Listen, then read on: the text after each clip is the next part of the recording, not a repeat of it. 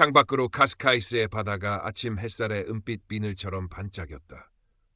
하지만 박선영, 아니 이곳에서는 소피아로 불리는 그녀에게 그 풍경은 낡은 흑백 사진처럼 무감각하게 느껴질 뿐이었다.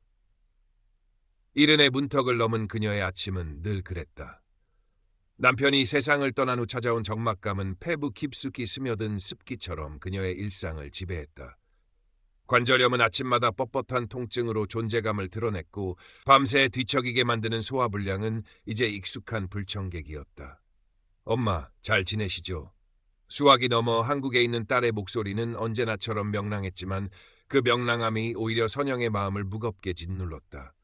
형식적인 안부 몇 마디가 오가고 전화가 끊어지면 텅 빈 아파트의 공기는 더욱 차갑게 식어내렸다. 한때 한국에서 제법 활기찬 사회생활했던 자신의 모습은 까마득한 예질이었다. 포르투갈로 이주한 후 언어의 장벽과 낯선 문화는 그녀를 점점 더 작은 세상으로 가두었다. 이따금 창문으로 건너편 집 마누엘 할아버지의 모습이 보이곤 했다. 75이라는 나이가 무색하게 그는 매일 아침 바다를 향해 힘차게 걸어나갔고 작은 텃밭을 돌보는 그의 뒷모습에선 삶의 활기가 느껴졌다. 그 모습이 선영에게는 낯설고 때로는 부담스럽기까지 했다. 자신의 처지와 너무도 다른 그의 모습은 보이지 않는 질책처럼 다가왔다. 그날 아침도 여느 때와 다르지 않았다. 뻑뻑한 무릎을 겨우 일으켜 거실로 나오던 순간 눈앞이 아찔하게 흔들리며 바닥이 울렁거렸다. 짧은 신음과 함께 선영은 하마터면 그대로 넘어질 뻔했다. 간신히 벽을 짚고 버텼지만 심장은 걷잡을 수 없이 두근거렸다. 죽음. 문득 그 단어가 섬광처럼 뇌리를 스쳤다. 낯선 땅에서 홀로 맞이할지도 모를 마지막 순간에 대한 막연한 공포가 싸늘하게 등줄기를 타고 흘렀다. 그날 이후 선영은 자신도 모르게 마누엘 할아버지의 일상을 유심히 관찰하기 시작했다. 그는 매일 정해진 시간에 산책을 나섰고 돌아오는 길에는 작은 바구니에 직접 가꾼 채소를 담아오곤 했다. 그의 얼굴에는 늘 잔잔한 미소가 어려 있었고 이웃들과 마주치면 정겹게 인사를 나누었다. 어느 날 아침 마누엘이 현관문을 나서는 선영에게 먼저 다가와 서툰 한국어로 안녕 하세요? 하고 말을 건넸다. 놀란 선영은 어색하게 고개를 까겼지만 그의 따뜻한 눈빛은 어쩐지 마음 한구석을 툭 건드리는 듯했다. 다음 날 그는 텃밭에서 막 딴 것이라며 빨갛게 잘 익은 토마토 몇 알을 건넸다. 맛있어요, 드세요. 그의 미소에는 어떤 꾸밈도 없었다. 선영은 떨리는 손으로 토마토를 받아들이며 작은 목소리로 오브리가다라고 중얼거렸다. 감사하다는 포르투갈어였다. 아주 오랜만에 누군가에게 건네보는 진심 어린 인사였다. 그 무렵 딸에게서 전화가 걸려왔다. 엄마, 병원은 다녀오셨어요? 지난번에 말씀드렸잖아요. 정기검진 꼭 받으시라고요. 혹시 무슨 일 생기면 어쩌려고 그래요? 딸의 목소리에는 걱정과 함께 약간의 짜증이 섞여 있었다. 선영은 자존심이 상했지만 동시에 며칠 전 넘어질 뻔했던 아찔한 순간이 떠올라 아무 말도 할 수 없었다. 건강. 외면하고 싶었지만 더 이상 외면할 수 없는 문제였다. 며칠을 망설인 끝에 선영은 마누엘에게 용기를 내어 말을 걸었다. 저, 실례지만 혹시 이 근처에 괜찮은 병원을 아시는지요?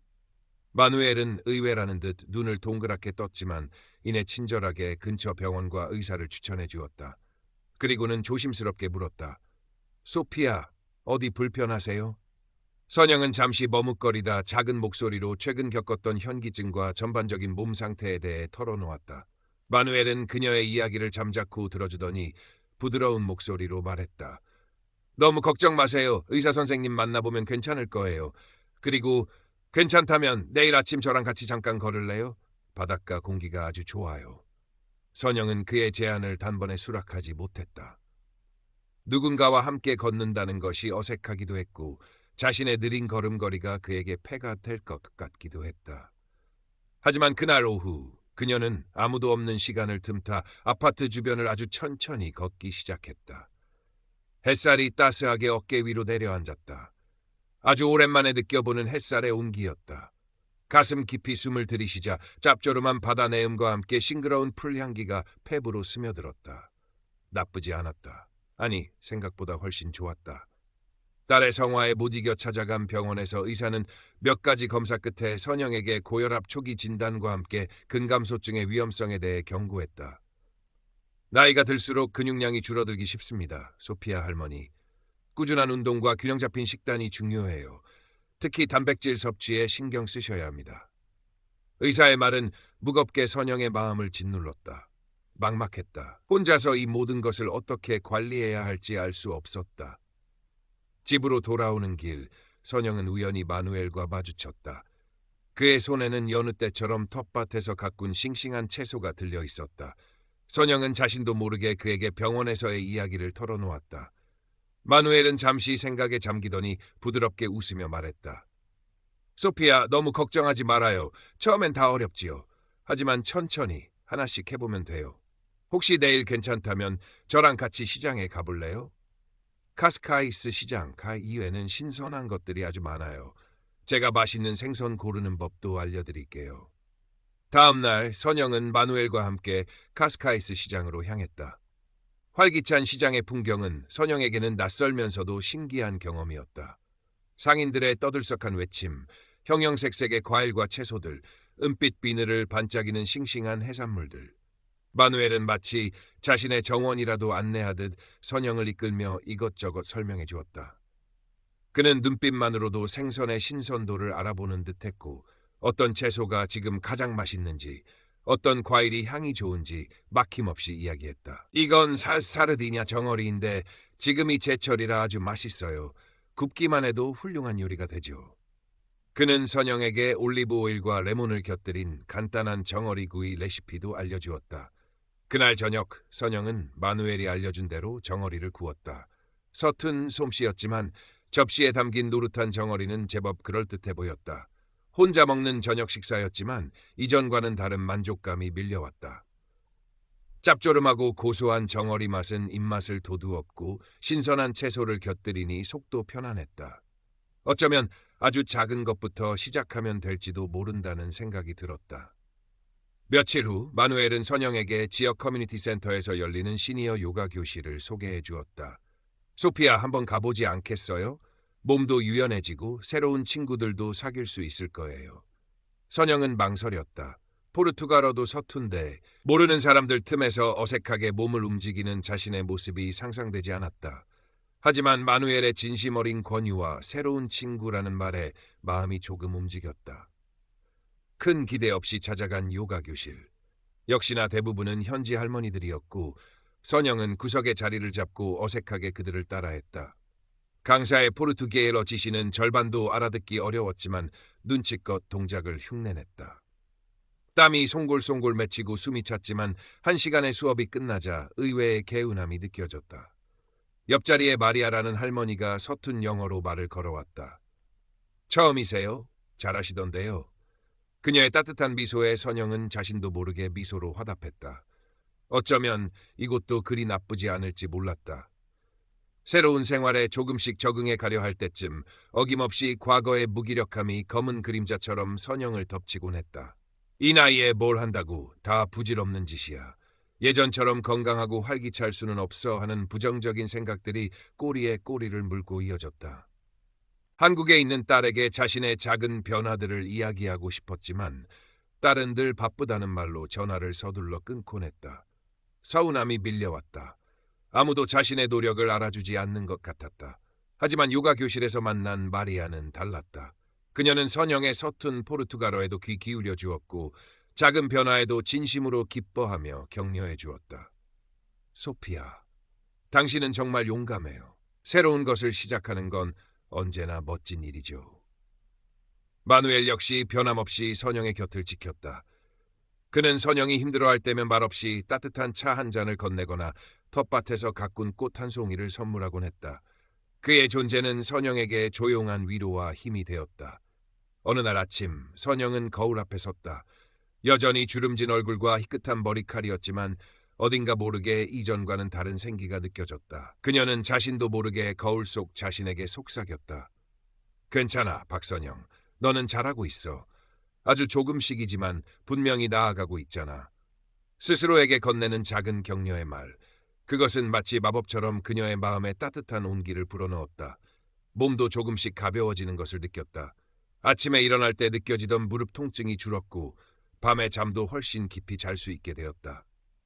식욕도 돌아와 음식 맛도 제대로 느낄 수 있게 되었다. 아주 작은 변화들이었지만 선영에게는 기적처럼 느껴졌다. 그러던 어느 날 요가 교실에서 충격적인 소식이 전해졌다. 교실에서 가장 활기차고 유머러스했던 이사벨 할머니가 집에서 넘어지는 바람에 고관절을 크게 다쳐 병원에 입원했다는 것이었다. 선영은 가슴이 철렁 내려앉았다. 자신도 얼마 전 집에서 넘어질 뻔했던 아찔한 기억이 생생하게 떠올랐다. 낙상. 그것은 노년의 삶을 한순간에 무너뜨릴 수 있는 무서운 복병이었다. 그날 오후 선영은 마누엘과 함께 이사벨 할머니의 병문안을 갔다. 병상에 누워있는 이사벨의 얼굴은 평소의 생기를 잃고 참백했다. 곁을 지키는 가족들의 얼굴에는 걱정과 안타까움이 가득했다. 선영은 그 모습을 보며 많은 생각에 잠겼다. 돌아오는 길 마누엘이 무거운 침묵을 깨고 말했다. 소피아, 넘어지는 건 한순간이지만 다시 일어서는 데는 큰 용기가 필요하지요. 하지만 가장 중요한 건 넘어지지 않도록 미리 조심하는 거예요. 예방이 최선입니다. 그의 말은 선영의 마음에 깊은 울림을 남겼다. 집으로 돌아온 선영은 그날 밤 처음으로 한국의 딸에게 자신의 속마음을 솔직하게 털어놓았다. 최근 겪었던 건강 문제들, 병원에서의 진단, 그리고 이사벨 할머니의 사고를 통해 느꼈던 두려움과 앞으로의 다짐까지. 딸은 수화기 너머로 한참 동안 아무 말도 하지 못했다. 이윽고 떨리는 목소리로 말했다. 엄마, 미안해요. 제가 너무 무심했어요. 엄마가 그렇게 혼자 힘들어하고 또 노력하고 계신 줄 정말 몰랐어요. 정말 대단하세요, 엄마. 제가 응원할게요. 꼭 건강 잘 챙기셔야 해요.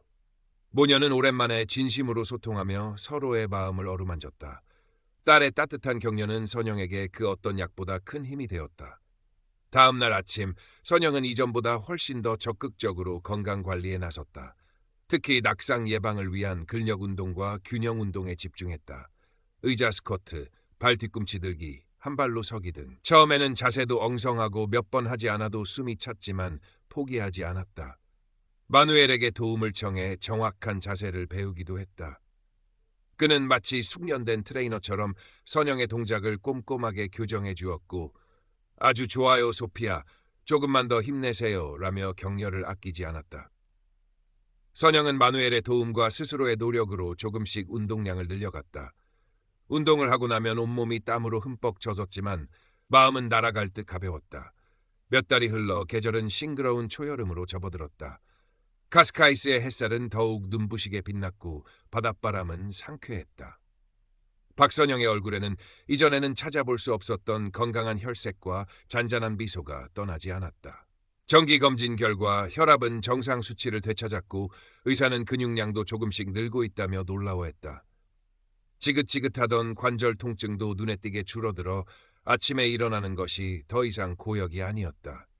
그녀의 옷차림에도 변화가 생겼다. 늘 어둡고 칙칙한 색의 옷만 고집하던 그녀가 마누엘이 선물한 밝은 파란색 스카프를 즐겨 매기 시작했고 가끔은 화사한 색상의 블라우스를 입고 외출하기도 했다. 거울 속에 비친 자신의 모습이 더 이상 초라하거나 무기력해 보이지 않았다. 매일 아침 마누엘과 함께 바닷가를 산책하는 것은 이제 그녀의 소중한 일과가 되었다. 나란히 걸으며 이런저런 이야기를 나누는 동안 그들은 어느새 국적과 나이를 넘어선 좋은 친구가 되어 있었다. 함께 텃밭에서 채소를 가꾸고 마누엘이 직접 잡은 생선으로 맛있는 저녁을 만들어 나누어 먹기도 했다. 커뮤니티 센터의 요가 교실은 이제 그녀에게 빼놓을 수 없는 즐거움이 되었다. 그곳에서 만난 포르투갈 친구들과 함께 웃고 이야기하며 보내는 시간은 그녀의 삶에 새로운 활력을 불어넣어 주었다. 가끔은 친구들과 함께 파도 공연을 보러 가기도 했다. 애절하면서도 깊은 울림이 있는 파도의 선율 속에서 그녀는 사우다드라는 포르투갈 특유의 정서를 어렴풋이 이해할 수 있을 것 같았다. 그것은 단순히 그리움이나 슬픔이 아닌 삶의 희로애락이 응축된 깊은 감정이었다. 딸과의 관계도 눈에 띄게 좋아졌다. 이전처럼 형식적인 안부만 묻는 것이 아니라 서로의 일상과 생각, 감정을 솔직하게 나누는 진정한 모녀 사이가 된 것이다. 딸은 엄마의 긍정적인 변화를 진심으로 기뻐하며 조만간 시간을 내어 카스카이스를 방문하겠다고 약속했다. 선영은 딸이 올 날을 손꼽아 기다리며 그녀에게 보여줄 건강하고 행복한 자신의 모습을 상상하곤 했다. 어느 날 선영은 문득 이런 생각을 했다. 자신이 겪었던 어려움과 극복의 경험을 바탕으로 이곳 카스카이스에 사는 다른 한인 이민자 노인들을 위한 작은 모임을 만들어 보면 어떨까? 포르투갈어가 서툴러 지역 사회에 적응하기 어렵거나 건강 정보를 얻기 힘든 사람들에게 조금이나마 도움을 줄 수 있다면. 아직은 막연한 생각이었지만 가슴 한구석에서 따뜻한 무언가가 피어오르는 것을 느꼈다.